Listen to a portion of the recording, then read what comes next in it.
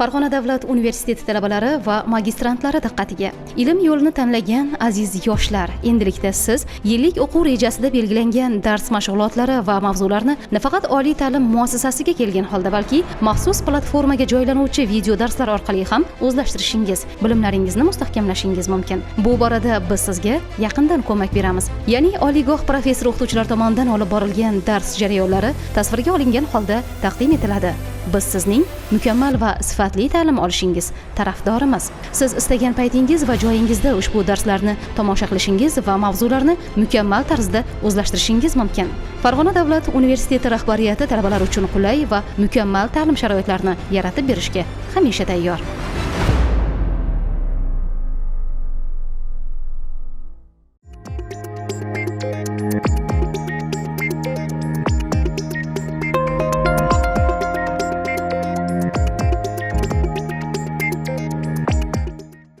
Hello dear listeners, my name is Shahriyor and I work at Fergana State University in the chair of Practical English. And our today's topic is about countries, nationalities and languages. And you know, actually there are nearly 200 countries and more than 220 nationalities and more than 7,100 languages in the world. But actually today we are going to talk about some certain grammatical features and lexical features of countries, nationalities and languages. Firstly, let's talk about how to use the definite article the. Most of the names of countries, they take definite article the, and mostly they have two or more words, I mean in the form of the names. For example, the USA, that means the United States of America, and it includes more than two words. Or just United Kingdom. United Kingdom, it has two words. When we abbreviate these words, even when we say the UK, still we use definite article. It doesn't matter the United Kingdom or the UK, but still we use definite article. But there are not so many hard and fast rules of how to use definite articles. I can't say that it's important to use always definite article. For example, sometimes we use definite article besides some not following some rules. For example, we say Uzbekistan, but when we say the Republic of Uzbekistan, we use definite article. Unfortunately or fortunately, it's a little bit difficult to understand some grammar rules in English. Well, let's continue. And the next point is about how to make the names of languages and the names of nationalities with the help of names of countries. For example, the first suffix is called ish, and it is very popular and effective way of making new words in English.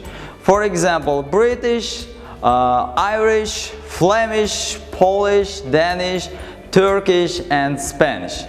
And the next one is N. N is also very popular one. That's because it's very effective while making new words, new names of nationalities with the help of the names of countries. For example, Canada, Canadian, Brazil, Brazilian, or just Latvia, just Latvian, Korea, Korean, Russia, Russian, Australia, Australian. And the next one is and it's very popular, especially Eastern countries. For example, when we make the names of nations there, like Japan, Japanese, China, Chinese, or just Vietnam, or just Vietnamese. Portuguese, Maltese, or Taiwanese.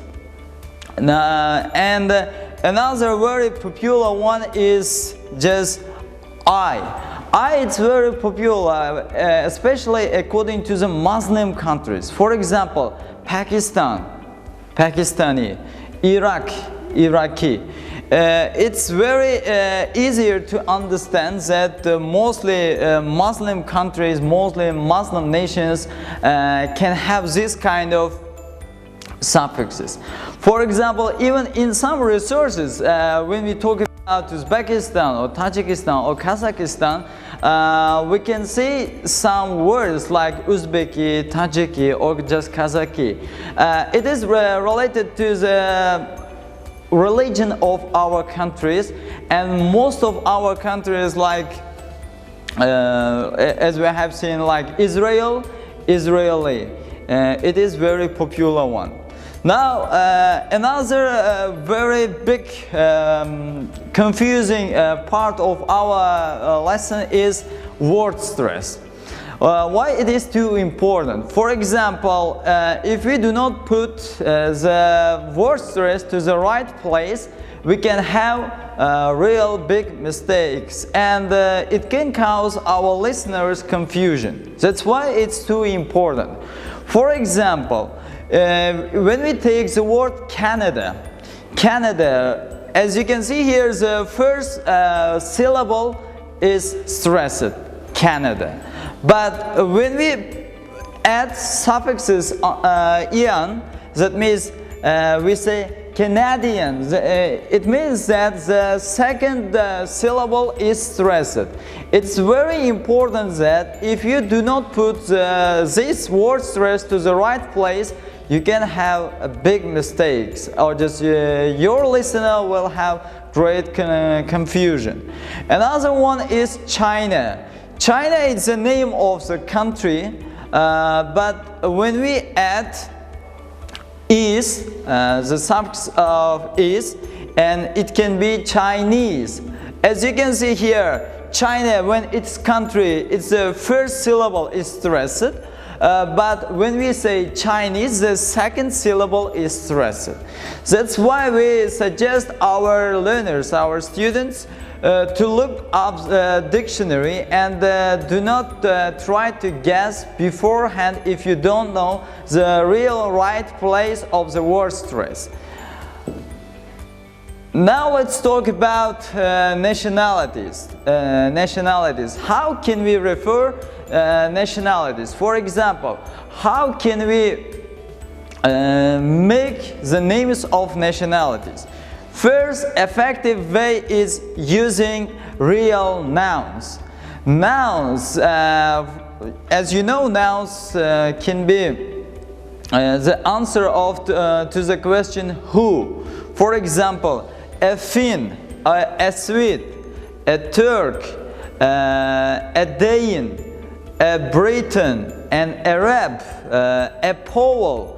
As we can see here, these words, they are real nouns. How can we understand? That's because before them we are using indefinite article, and it's too important that knowing about indefinite articles, that's because they are real nouns.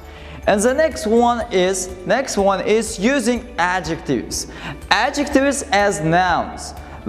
Here, adjectives, they are not real adjectives. That means that they are in the place of nouns.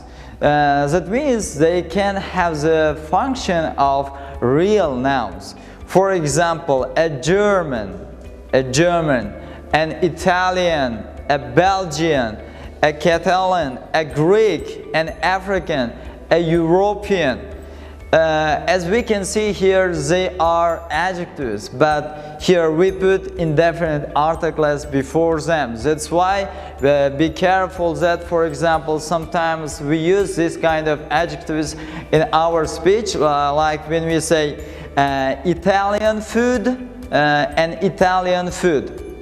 Here Italian, it's an adjective, but when we say Italians or just an Italian, here we can see it is the name of the nationality.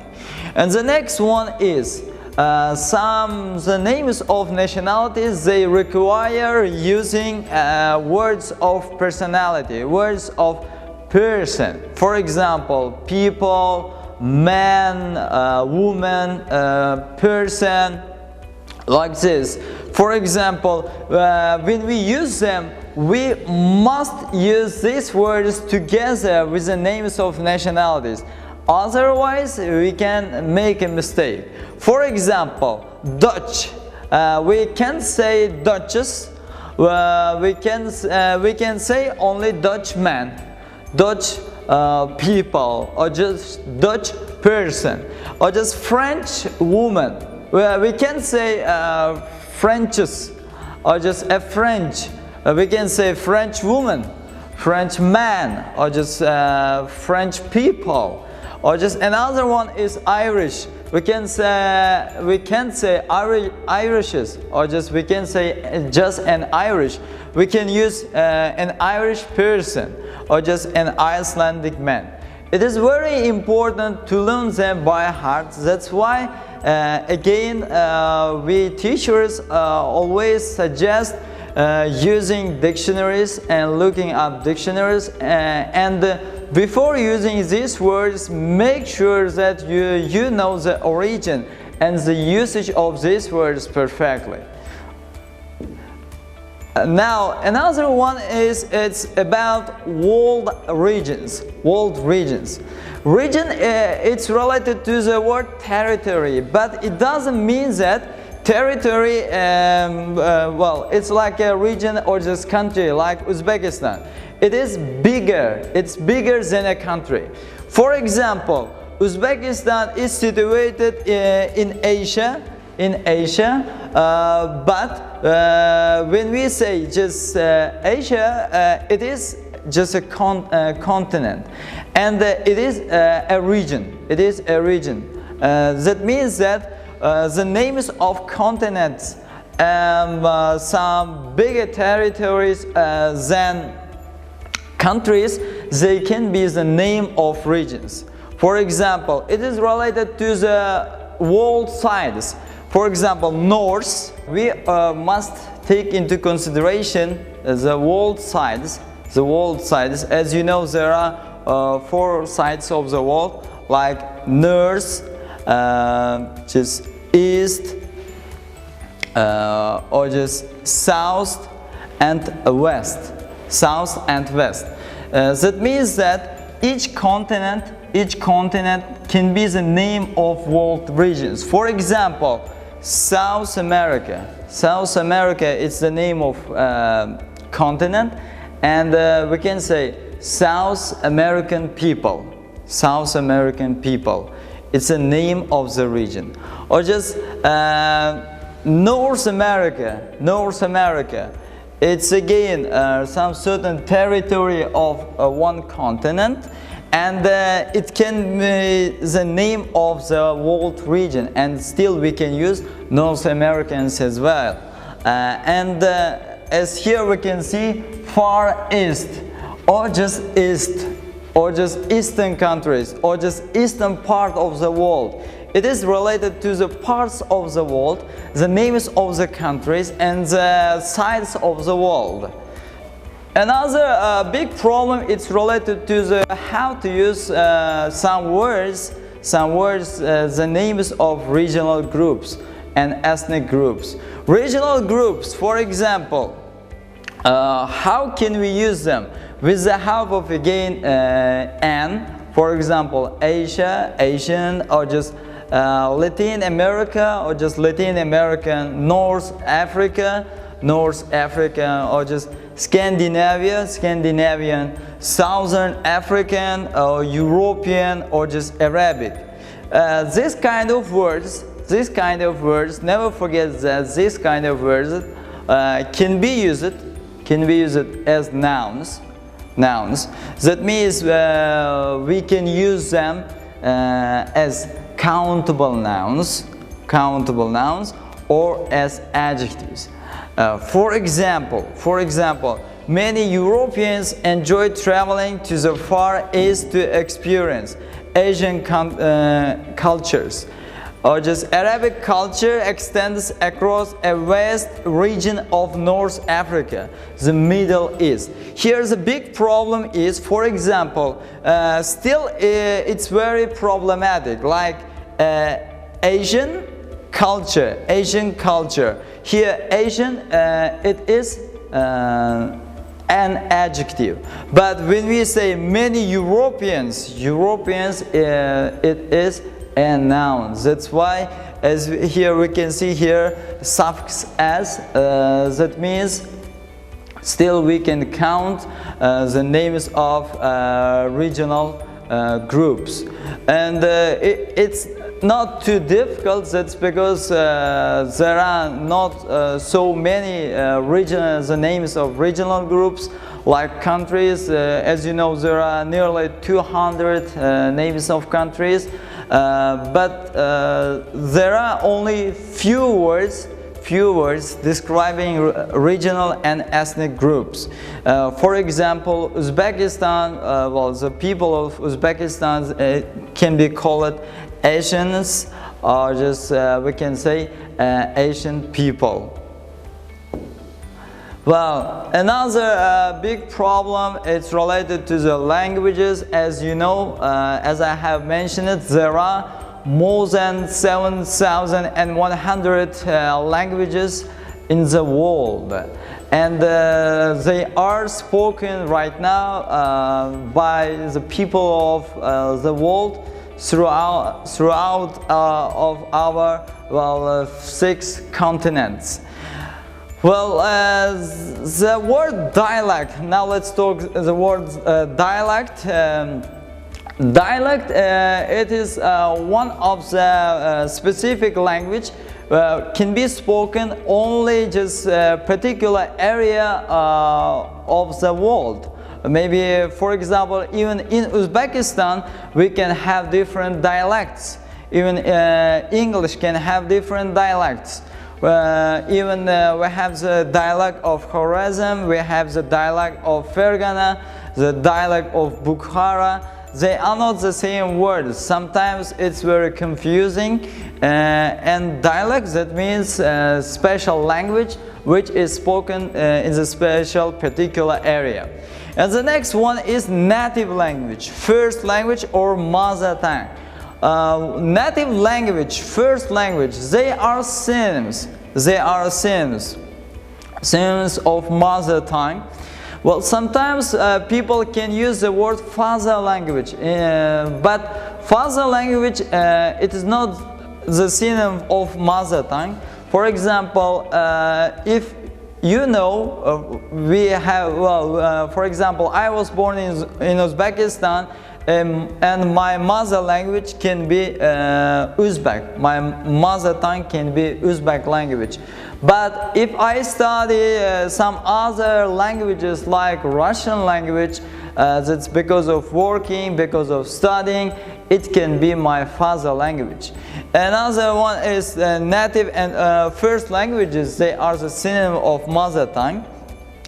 And in some countries, for example, in India, there are 3, if I'm not mistaken, more than 2 languages, and it is officially adopted. It is officially signed that, for example, first language is Indian language and the second one is English. But if I'm not mistaken, in our country, it is not officially documented.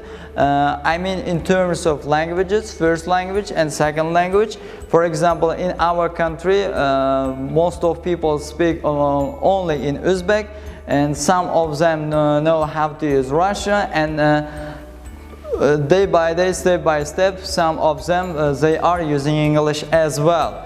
That's why sometimes different countries, for example in Canada, they have 2 or more languages, like first language, second language. Like in Canada, they have the languages of French, language of English. It is officially documented. Well, for example, a man can know 1, 2 or more languages. For example, if you know only one language, if you know only one language, you can be called monolingual. Monolingual, that means you know only one language. But if you know two languages, you are called bilingual. For example, most of our students, they can speak in Uzbek language and they know Russian, or some of them they can speak Uzbek and English, some of them they can speak in Uzbek and Tajik language. That's why they are called bilinguals, bilingual. And it can be used as well as a noun and as an adjective. For example, a bilingual man or just bilinguals. And the next one is multilingual. Multilingual, that means if you know more than two languages. For example, students can speak in more than two languages like Uzbek, Tajik and English. That means they know three languages. If you know more than two languages, you can be called multilingual person. It's the ending point of our presentation. Thank you very much for your attention.